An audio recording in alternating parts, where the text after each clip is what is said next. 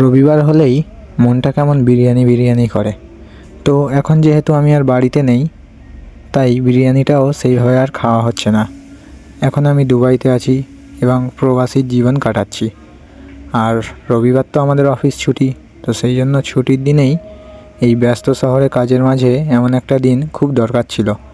ছুটির দিন মানেই বন্ধুদের সঙ্গে সময় কাটানো, আর সঙ্গে যদি থাকে গরম গরম বিরিয়ানি, তাহলে তো কথাই নেই।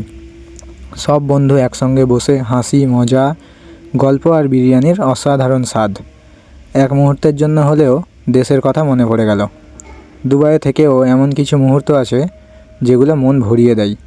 এই ছোট ছোট আনন্দই আমাদের প্রবাস জীবনকে সুন্দর করে তোলে।